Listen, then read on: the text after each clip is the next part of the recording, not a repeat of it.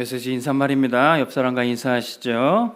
우리는 생명 걸고 생명 살리는 전도자입니다.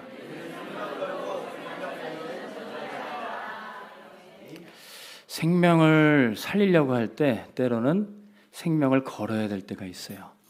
물에 빠진 사람을 건지러, 불구덩이에 있는 자를 빼내러, 사망 권세 아래에 있는 우리를 구하시기 위해 주님이 이 땅에 오셨습니다. 그리고 죽음까지, 십자가까지 당당히 걸어 들어가셨어요. 그래서 우리를 대신해서 생명을 주시고 우리에게 참 생명을 허락해 주셨습니다. 마가복음 10장 45절에 인자가 온 것은 섬김을 받으러 온 것이 아니고 도리어 섬기려 하려 왔고 많은 사람을 위해 자기 목숨을 대속물로 주려 오셨다. 주님이 우리를 친구 삼으시고 자기 목숨을 주셨습니다. 한 알의 밀알이 그대로 있으면 아무런 변화가 없는데 땅에 심겨져서 죽어지니 많은 생명 열매를 맺게 됩니다.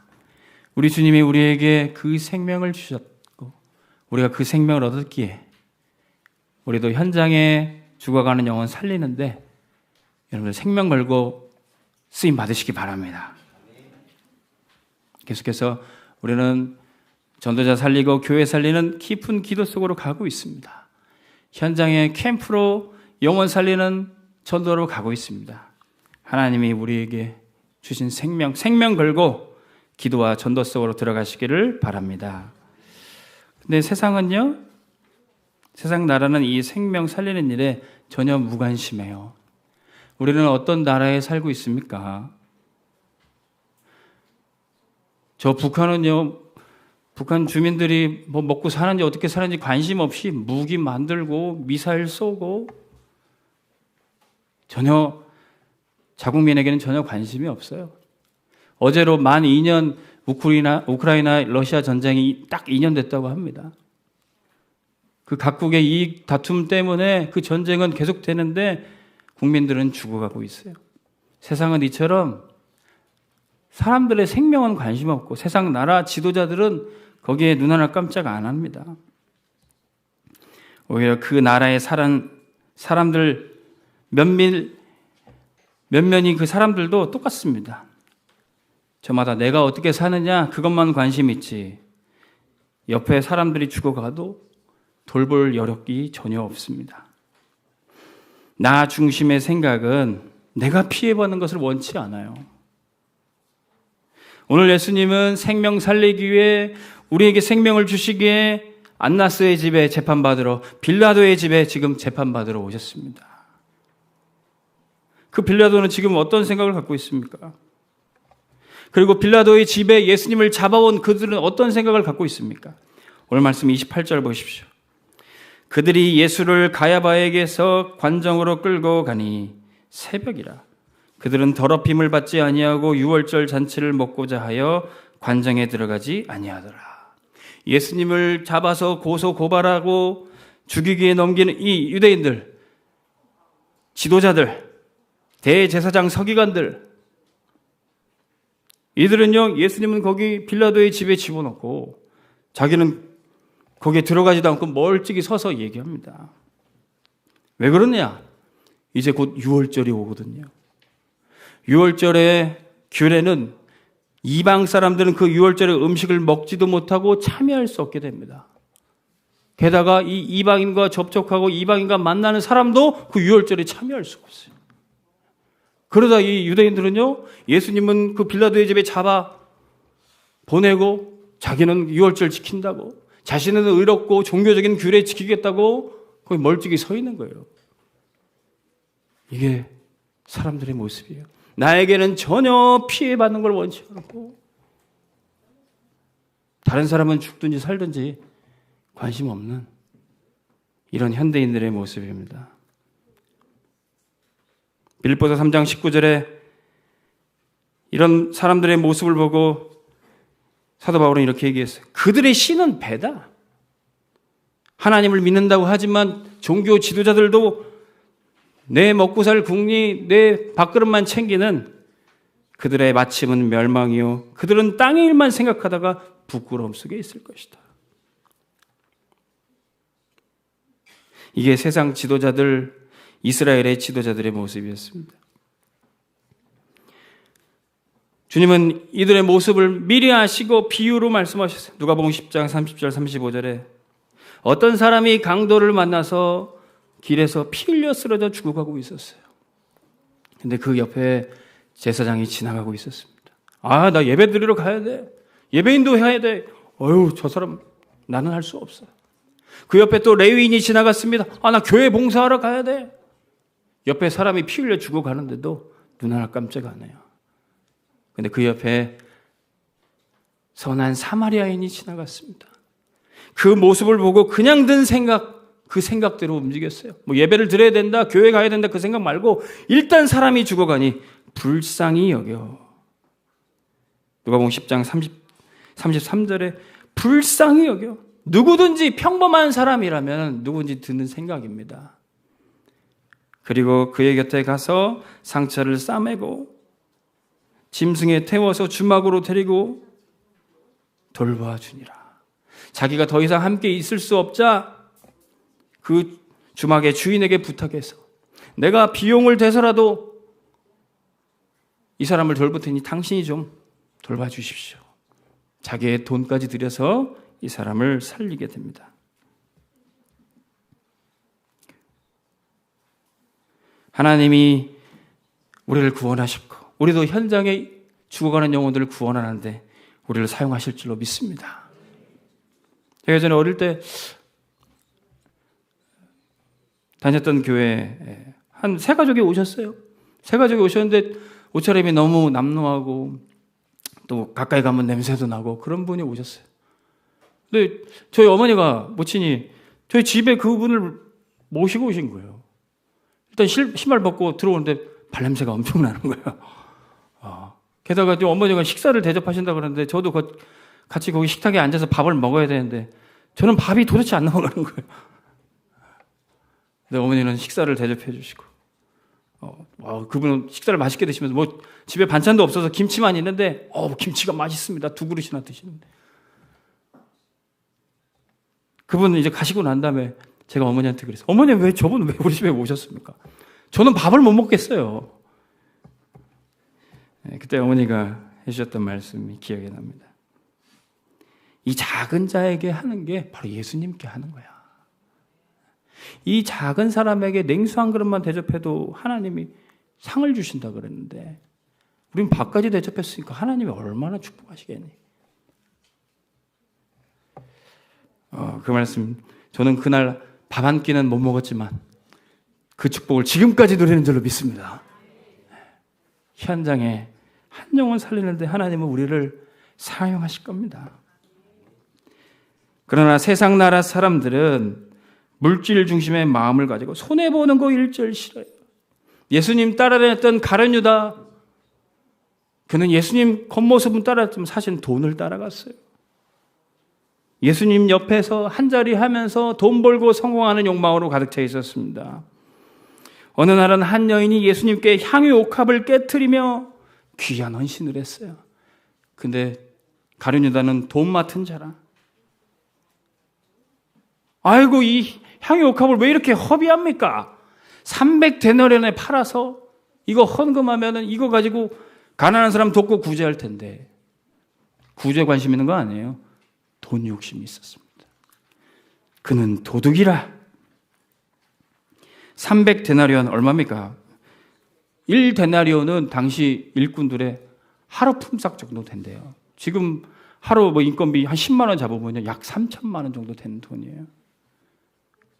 가룟 유다는 이건 내가 가져야 되는데 이건 못 가졌다고 아주 그 귀한 헌신 앞에 이를 바닥바닥 가렸어요.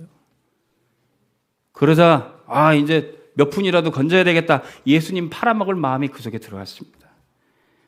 마태복음 26장 15절에 대제사장과 유대인들 지도자들에게 예수님을 팔아넘기면서 얼마 주길 원하냐? 은 30세겔을 달아줬습니다. 1세겔은 4데나리온입니다. 말하자면 약 1200만 원 정도 되는 돈이에요. 3천만 원 놓쳤다. 한 1200만 원이라도 건지자. 이런 계산 빠른 사람, 이런 돈 욕심 있는 사람은 손해보기를 절대 싫어합니다. 예수님께 부자 청년이 왔어요. 부모님께 유산을 받았던지 아니면 어렸을 때부터 열심히 노력해서 자수성가한 사람인지 젊은 청년인데 부자였어요.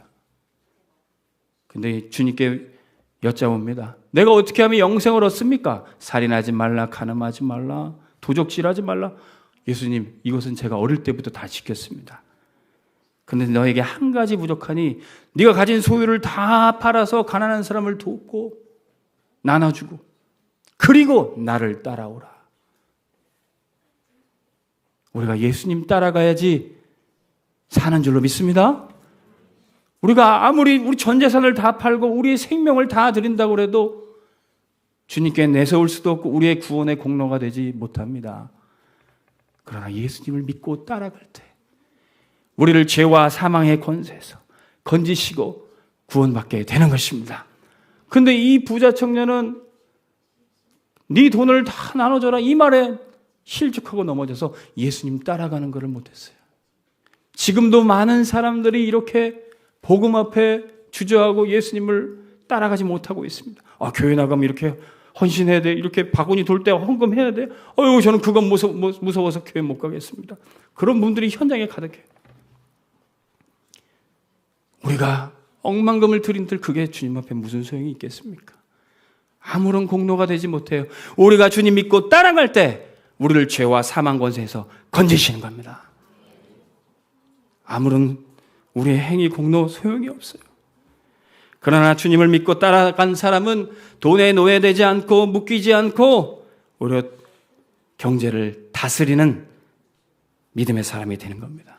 초대교회는 이 축복을 누렸어요. 사도행전 2장 44절에 믿는 사람이 다 함께 있어 모든 물건을 서로 통용하고 자기 재산과 소유를 팔아 각 사람의 필요를 따라 나눠주며 하나님은 그 초대교회 통해서 날마다 복음이 전파되고 사람 살리는 일에 사용하셨던 것입니다. 하나님이 우리 온빛교회도 그렇게 사용하실 줄로 믿습니다. 온빛교회 잘 모르는 분들이 온빛교회는 어떤 돈 많은 사람이 헌금해서 어떤 힘 있는 목사님이 돈 줘서 이렇게 세워졌다?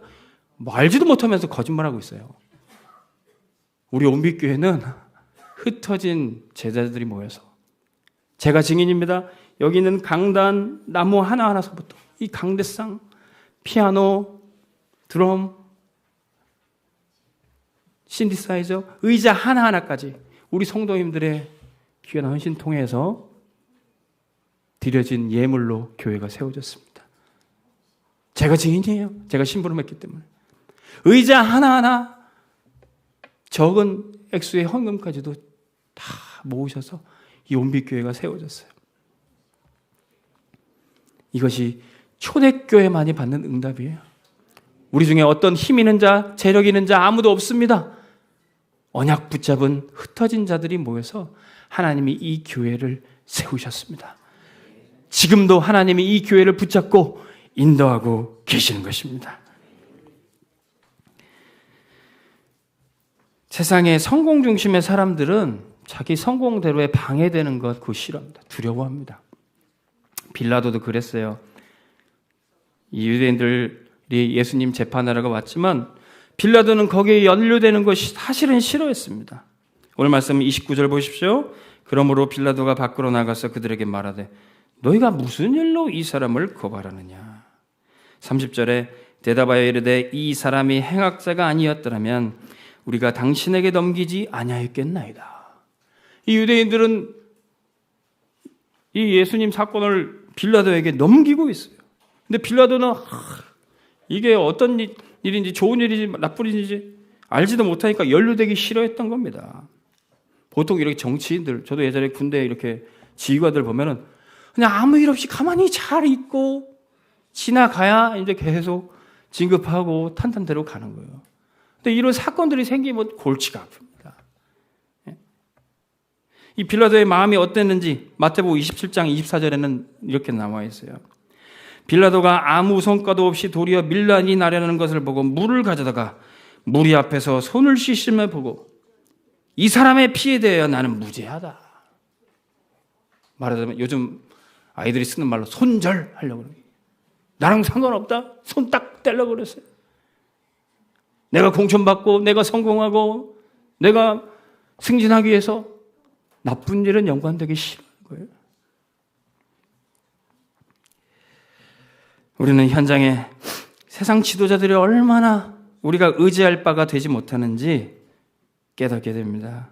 세상의 힘, 권력, 방법 아무것도 우리에게 도움되지 못해요. 요한복음 3장에 니고데모라는 역시 유대인의 지도자 한 사람이 밤중에 예수님께 찾아옵니다. 밤에 왔다는 것은 사람들의 눈을 피하기 위해서 찾아왔어요. 예수님을 만났을 때 그에게 닥쳐올 불이 그는 미리 걱정했던 겁니다. 그는 성경학자요, 유대인의 지도자요, 어릴 때부터 신앙으로 훈련받은 자입니다. 근데 그 사람이 주님께 물어봐요. 예수님, 내가 어찌하면 영생을 얻습니까? 그때 주님이 단호하게 말씀하십니다. 네가 물과 성령으로 거듭나지 않으면 절대로 하나님 나라에 들어갈 수 없다. 어릴 때부터 교회 다녔어도 성경 박사여도 복음으로 거듭나지 않으면, 하나님의 자녀로 새롭게 태어나지 않으면 결단코 천국 축복 누릴 수 없다. 우리 렘넌트들, 우리 모든 중직자들 하나님 앞에 날마다 복음 앞에 새롭게 서시길 바랍니다. 내가 예전에 이렇게 믿음 생활 잘했고 예전에 이렇게 신앙적인 업적을 이뤘고 하나님 앞에 설 때는 아무것도 필요 없어요. 날마다 복음 앞에, 그리스도 앞에 새롭게 서시는 은혜가 있길 바랍니다. 또 다른 종교 지도자 아리마다의 요셉도 그가 예수님을 믿는 믿음이 있었던 것을 숨겼지만 예수님이 십자가 지실 때는 자기 무덤까지 내놓고 예수님을 끝까지 보필했습니다. 믿음의 사람은 결정적일 때 생명 걸고 위기 앞에 뛰어들 때가 있어요. 내 자리, 신분, 위치 상관없이 이게 하나님이 나를 이끄시는 길이다. 이게 복음이다. 그러면 뛰어드는 것입니다. 성공자 하면 우리가 먼저 생각하는 사람 바로 바울입니다. 바울은 바리새인 중에 바리새인이요, 히브리인 중에 히브리인, 베냐민 지파, 성경 박사, 로마 시민권, 성공자 중에 성공자였어요. 그런데 그가 어느 날 예수 그리스도를 만났습니다. 그날도 예수 믿는 사람을 잡아 죽이는 권세 가지고 교회를 핍박하기 위해서 다메섹으로 가고 있었습니다. 그런데 그때 주님 만나 주신 거예요. 주님 앞에 자기 신분 배경 상관없이 딱 서게 된 거예요. 사울아 사울아 왜 네가 나를 핍박하느냐. 주여 누구십니까? 나는 네가 박해하는 예수다. 바울이 예수님 앞에 탁 서게 된 겁니다. 그제서야 바울은 깨닫게 돼요. 내가 가지고 있는 배경들, 이 성공의 조건들이 오히려 예수님 믿는데 이 복음을 하는데 방해가 됐었구나. 아, 이게 다 배설물이구나. 내가 예수 그리스도 아는 지식이 이게 최고 축복이고 복음하는 게 이게 가장 큰 은혜구나. 이렇게 고백하게 되는 것입니다. 우리 몸비교회 모든 성도들의 고백되기를 바랍니다. 예수님 아는 것이 그게 내 인생에 가장 잘한 일이고 가장 축복이구나. 발견하시기 바랍니다. 그 사람은요, 모두를 살릴 수 있어요. 우리 눈에 보이기에는 세상 나라, 생명 살리는 데는 무관심하지만 이 세상 나라에 사단의 나라가 침투해 들어와 있습니다. 그래서 이 사단 나라가 사람들을 죽여요. 근데 아무렇게나 죽이는 게 아니라 법대로 죽입니다. 오늘 말씀 31절 보십시오. 빌라도가 이르되 너희가 그를 데려다가 너희 법대로 재판하라. 유대인들이 이르되 우리에게는 사람을 죽이는 권한이 없나이다 하니. 이 유대 지도자들이 예수님을 고소 고발하면서 빌라도에게 넘깁니다. 그리고 법대로 재판하는데, 재판이라는 게 원래 뭡니까? 이 사람이 죄가 있나 없나 그거 구별해야 되는 건데 아예 죽이는 권한이 없나니 아예 죽이려고 계획하고 있었어요. 이게 사단 나라가 하는 짓입니다. 눈에 보이기에는 세상 지도자고 유대인들의 지도자처럼 보입니다. 근데 항상 사단은요, 이 땅의 정사와 권세를 가진 자, 그 사람들 배후에 역사하는 거예요. 세상에 군왕들이 일어나 복음 맞고 교회를 대적하고 있습니다. 누가 가르치지도 않았는데도, 약속도 안 했는데도 우상 만들어 놓고 거기다가 모든 백성들 절시키고 흑암 노예 만들어요. 애굽 왕이 피라미드 우상 만들어 놓고, 바벨론 왕이 금신상, 로마 황제가 우상 만들어 놓고 다 거기 절시키는 거예요.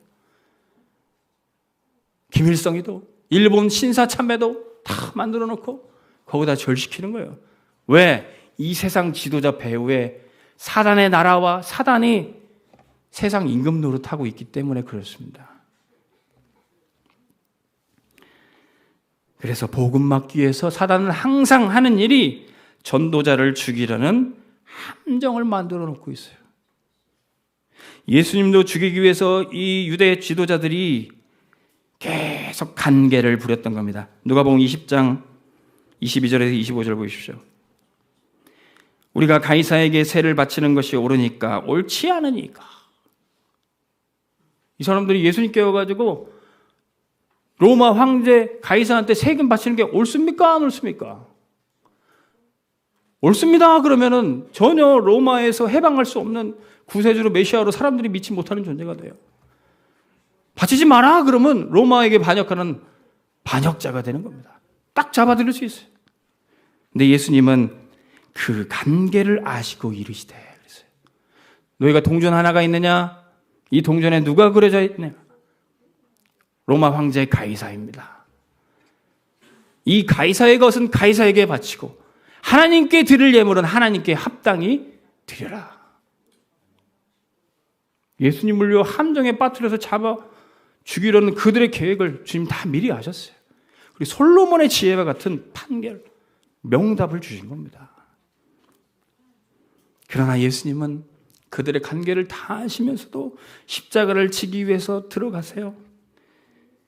왜 그렇습니까? 그들의 유대인들의 관계대로 된 겁니까? 아니요. 32절 보십시오. 이는 예수께서 자기가 어떠한 죽음으로 죽을 것을 가리켜 하신 말씀을 응하게 하려 함이라. 할렐루야. 말씀대로 되는 겁니다. 세상 사단의 계획대로 되는 게 아니에요. 말씀대로 다 되고 있어요. 주님이 뭐라고 말씀하셨습니까? 마가복음 3장 31절에 8장 31절에 인자가 많은 고난을 받고 장로들과 대제사장들과 서기관들에게 버림받아 죽임을 당하고 오히려 그리스도를 알고 믿고 섬겨야 될 유대 지도자들이 예수님을 버림받고 이방인에게 넘겨준 바 됐다는 거예요. 그게 말씀대로 되는 겁니다. 예수님을 죽이기 위해서 함정을 파는 것처럼 지금도 복음 막기 위해서 사단은요 전도자를 죽이는 함정을 만들어 놓고 있습니다. 사도행전 23장 21절에 바울을 죽이기 전에 내가 먹지도 않고 마시지도 않겠다. 그렇게 맹세한 40명이나 되는 팀이 있었어요. 아니 얼마나 할 일이 없습니까? 전도자를 죽이기 위해서 자기 일도 안 하고 죽이기 위해 사람 죽이기 위해서 그래 혈안이 돼 있는 그 사람이 40명이나 있대. 엊그제 우리 핵심 메시지를 보니까 다락방 전도운동을 막기 위해서 다락방 밖으로라는 뭐 사이트 만들어 놓고 거기서 계속 활동하는 그 팀들이 있대요. 지금 뭐 전도자를 죽이려는 함정이 계속 만들어지고 있어요. 바로 이때 우리는 어떤 응답을 받아야 됩니까? 로마서 16장 1절에서 2절에 바울은 나의 보호자 자매 베베를 너희에게 추천하노니 이렇게 얘기해요. 아니 바울을 죽이는 팀이 일어나가지고 애를 쓰는데 연약한 자매 이 한 분이 베베라는 여자분이 전도자 바울의 보호자가 어떻게 될 수 있습니까? 힘 있는 권세자도 아니고요 경제 있는 재력가도 아닌데 우리 지금 모든 성도들은 김대현 목사님을 위해서 우리 원빛교회와 모든 렘넌트 위해서 살리는 구시기도 속으로 들어가고 있습니다. 연약해 보이지만 우리들의 기도 통해서 하나님은 생명 살리는 역사 나타낼 줄로 믿습니다. 지금 이 시간 김대현 목사님 계신 곳에 하늘 군대를 동원하시고 하나님이 전도자를 지켜주실 줄로 믿습니다. 연약해 보이는 우리 권사님들의, 우리 성도님들의 기도 통해서지만 하나님은 위대한 역사를 나타내실 것입니다. 그러면 우리는 렘넌트도 살릴 수 있어요. 우리는 렘넌트를 정죄하는 틀을 깨야 합니다. 오늘 말씀 33절 보십시오. 이에 빌라도가 다시 관장에 들어가 예수를 불러 이르되 네가 유대인의 왕이냐. 아니 갑자기 이렇게 신문하다가 뜬금없이 네가 유대인의 왕이냐. 이 틀을 딱 만들어 놓은 거예요. 요즘 말로는 프레임이란 단어입니다. 이 프레임에 딱 씌워지니까 네가 유대인의 왕이냐. 왜? 왕이라고 그러면 바로 반역죄, 바로 죽을 죄예요. 이런 고소 고발하는 틀을 딱 만들어 놓고 벗어날 수 없게 네가 왕이라고 그랬으니까 너는 반역죄, 너는 죽어야 돼. 이 프레임을 짜는 거예요. 그 누구도 벗어날 수 없어요. 그러나 예수님은 이미 그들의 관계를 아셨어요. 34절 말씀 보십시오. 예수께서 대답하시되 이는 네가 스스로 하는 말이냐 다른 사람이 나에 대하여 네가 한 말이냐. 네 말이냐 아니면 사람들이 고소한 얘기 그대로 읊는 거냐. 유대인들이 고소한 그들의 내용입니다. 오늘 우리가 읽은 본문의 다른 누가복음에는 이렇게 또 나옵니다. 빌라도가 헤롯에게 예수님을 보내요. 왜? 헤롯이 당시의 왕이니까. 자기가 손타는 것은 원치 않고 헤롯한테 보내서 너에게 반역한 거니까 네가 벌 줘라 하고 예수님을 보내게 되는 겁니다. 세상은 이렇게 죄를 씌우는 그 틀 가지고 많은 사람들을 법대로 죽이고 있어요. 그러나 우리의 눈에도 이런 선입견과 우리 틀이 짜져 있다면 우리는 생명 살릴 수 없습니다. 렘넌트를 바라볼 때도 제가 예배를 놓치니까 저렇게 무너지지. 저렇게 가정 가문에 영적 문제가 있으니까 저렇게 방황하지. 맞는 말인데 그런 정죄하는 틀을 가지고서는 절대로 렘넌트 살릴 수 없어요. 사도행전 9장, 요한복음 9장 1절 3절에 예수님과 제자들이 길을 가실 때 맹인된 한 사람을 봤습니다. 태어나면서부터 앞을 못 보게 됐어요. 도대체 뭘 잘못했어? 제자들이 예수님께 묻습니다. 저 사람이 맹인된 게 부모의 죄입니까? 저 사람의 죄입니까? 그때 주님이 말씀하셔요. 하나님이 하시는 일을 나타낼 것이다. 우리는 문제 상황, 사건 속에서 하나님이 하시는 일을 보게 될 줄로 믿습니다. 지금 렘넌트들의 모습에 여러분들이 실망할 필요 없어요. 저도 집에 보면 우리 집 아들놈들 새놈 보면 저게 미래가 있나 없나 막 걱정될 때가 있어요. 근데 우리는 하나님의 말씀으로 이 아이의 미래를 보는 겁니다. 렘넌트는 절대 망하지 않습니다. 하나님은 우리 렘넌트 일으켜서 세계복음화의 주역으로 쓰실 것입니다. 이 틀로 우리 아이들 봐야 돼요. 그러면 모든 사람 살릴 수 있습니다. 브리스가 부부는 차세대 지도자 아볼로도 믿음으로 세웠어요. 이 아볼로는 말도 잘하고 성경도 잘 알고 열심히 사역도 했습니다. 근데 예수가 그리스도인 걸 알지 못했어요. 성령의 역사를 알지 못했어요. 그런데 브리스가 부부가 중직자가 이 주의 종을 잘 섬기면서 대우하고 복음을 잘 전달했어요. 그랬더니 그리스도로 힘을 얻어서 이 아볼로가 힘있게 사역하게 됩니다. 김대현 목사님께서 이 말씀 수요일 때도 말씀하셨죠. 우리 교회는 말씀 사역자도 필요하고 현장 사역자도 필요하고 섬기는 사역자도 필요하다. 이 모든 사역자들을 우리 성도님들이 잘 대우하고 대접하셔서 우리 교회 전도운동이 일어날 것이다 말씀해 주셨습니다. 저도 이렇게 주일 강단을 섬기면서 이 강단에 서는 게 너무 두렵고 떨립니다. 여러분들이 부족한 종 위해서 기도해 주시고 우리 모든 교육자들 위해서 기도해 주시기를 간절히 소원합니다. 그러면 교회는 분열되지 않아요. 교회는 원리스 돼서 가게 될 겁니다. 교회를 분열시키는 올무, 사람들을 걸려 넘어지게 하고 실족하게 하고 원망하게 하는 이 올무를 끊어야 합니다. 오늘 말씀 35절 보십시오. 빌라도가 대답하되 내가 유대인이냐? 네 나라 사람과 대제사장들이 너를 넘겼는데 네가 무엇을 하느냐? 이 빌라도가 이간질합니다. 네 민족이 너희 대제사장이 너를 고발했다. 마귀가 하는 일이 이런 짓이에요. 이간질시키고 분열시키고 우리는 여기에 속지 않을 것입니다. 바울이 복음전에 세워진 고린도 교회에 엄청난 응답도 있었고요. 성령의 은사도 나타나고 귀한 교회였습니다. 근데 이 고린도 교회 안에 파벌이 형성됐어요. 바울이 복음 전하다가 나중에 아볼로 사역자가 왔고 그러다 보니까 나는 아볼로파다. 나는 바울파다. 나는 베드로파다. 이렇게 다툼이 생긴 거예요. 그때 바울이 통탄하면서 얘기합니다.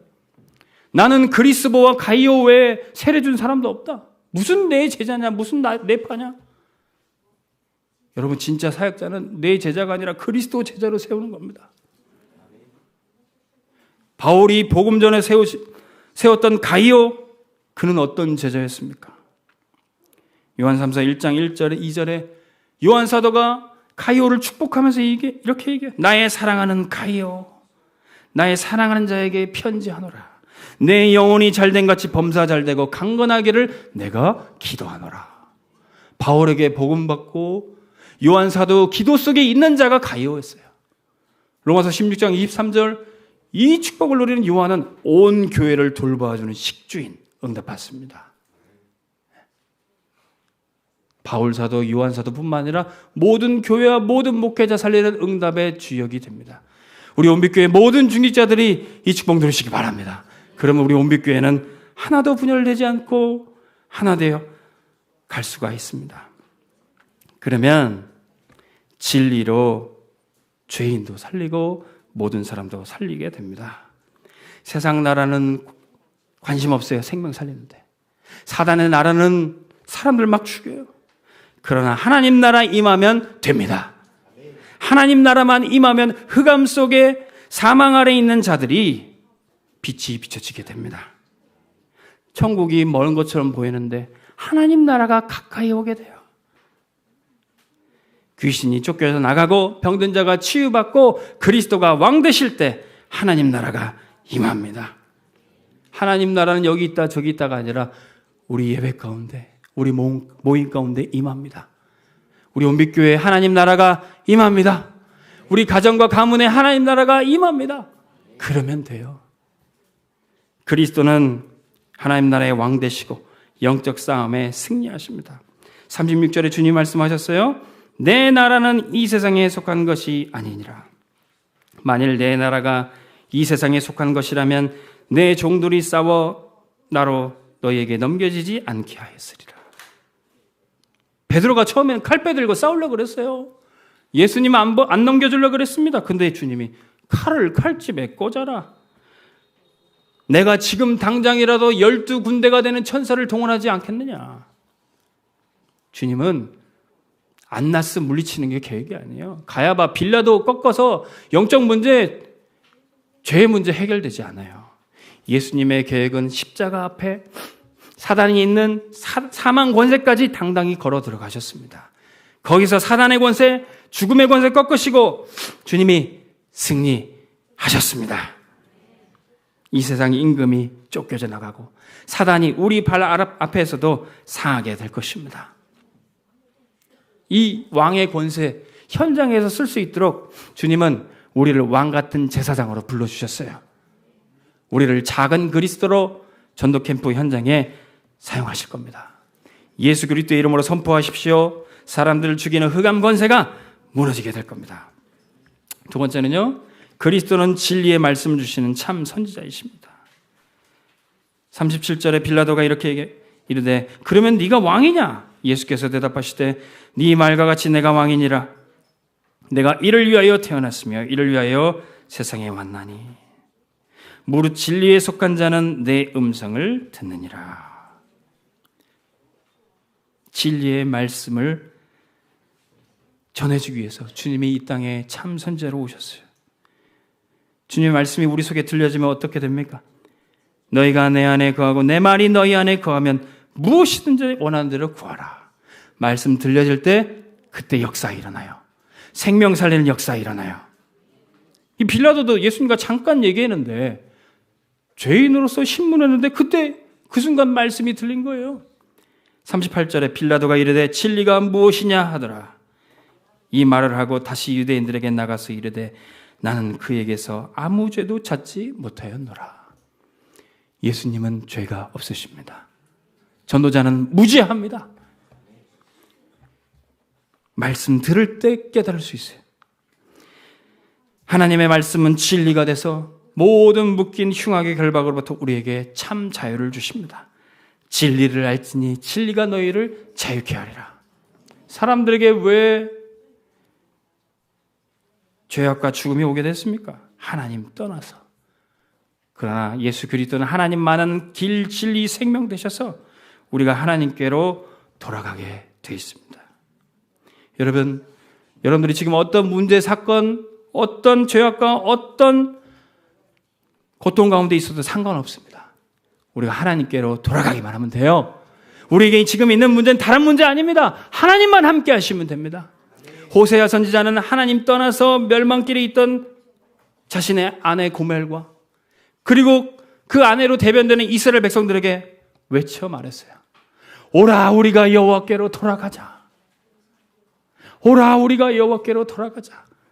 그는 우리를 찢으셨으나 우리를 싸매시고 낫게 하실 것이다.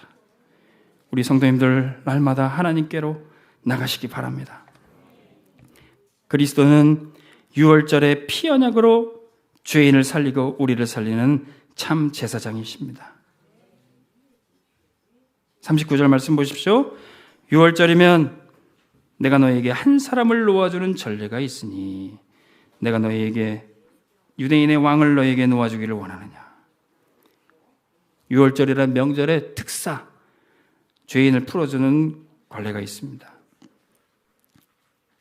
그때 사람들은 뭐라고 얘기했습니까? 40절에 그들이 또 소리질러 이르되 이 사람이 아니라 바라바라 하니 바라바는 강도였더라.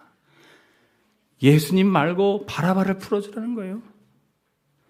이 바라바가 누굽니까? 마가복음 15장 7절에 밀란을 꾸미고 밀란 중에 살인한 체포된 자라. 예수님 대신에 이 죄인이 풀려나고 예수님이 죽으십니다. 6월절에 규례대로 예수님이 피 흘려 죽으십니다. 6월절이 무엇입니까? 노예되고 죄악 가운데 죽을 수밖에 없는 우리들에게 이스라엘 백성들이 6월절 어린 양을 잡고 집에 문인방과 문설주에 피를 바릅니다. 그 피를 바르면 그 피를 보고 죽음이 넘어가고 재앙이 그치게 되는 거예요. 예수님이 그 6월절 어린 양처럼 세상 죄를 지고 가는 하나님의 어린 양으로 피 흘려 죽으셨습니다. 그 예수님의 보혈이 우리 온빛교회에 덮여지고 있습니다. 그 예수님의 보혈이 여러분들 가정 현장에 덮여졌습니다. 그럼 모든 재앙과 저주는 넘어가고 떠나가게 되어 있어요. 예수님의 십자가 제사는 한 번의 제사로 우리의 과거, 현재, 미래의 모든 죄까지 해결하는 영원한 제사가 되는 겁니다. 오늘 성찬 예식에 여러분들이 그 예수님의 보혈의 능력을 의지하면서 참여하시길 바랍니다. 예수 생명 얻은 자는 생명 걸고 생명 살릴 수 있어요. 우리 온빛교회는 확인하시기 바랍니다. 우리는 우리 생명을 다 바치고 올인해도 안 망합니다. 우리는 절대 언약 가진 자예요. 오직 그리스도께서 나의 구원자 되시고 하나님 나라 임하면 모든 재앙 저주 끝납니다. 성령께서 우리를 인도하실 거예요. 이 언약 잡은 자, 138 언약 잡은 자 올인해도 괜찮습니다. 그러면 하나님이 올 아웃의 응답이 보여지게 하세요.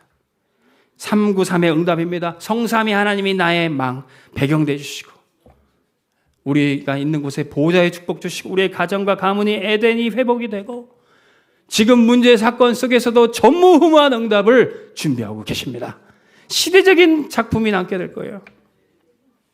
그러면 나중에 돌아보니까 다 살려놓는 재창조, 올 체인지가 됩니다.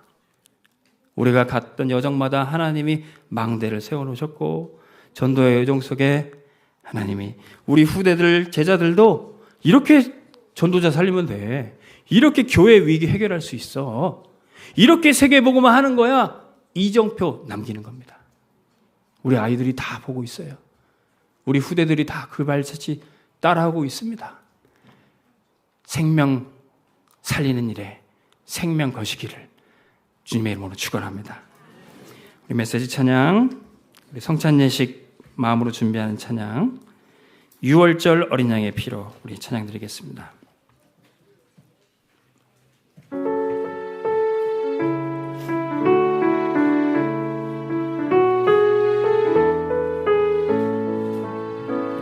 유월절 어린 양의 피로 나의 삶의 문이 열렸네. 저 어둠의 권세는 힘이 없네. 주 보혈의 능력으로 원수가 날 정죄할 때에도 난 의롭게 설 수 있네. 난 더 이상 정죄함 없네. 난 주보혈 안에, 난 주보혈 안에 있습니다. 난 주보혈 안에, 정죄하는 틀이 아닙니다. 의로움의 제사했네. 하나님의 긍휼 주님의 보혈로 우리를 덮어 주옵소서. 난 주보혈, 난 주보혈 안에 있네. 난 원수의 어떠한 공격에도 더 이상 넘어지지 않네.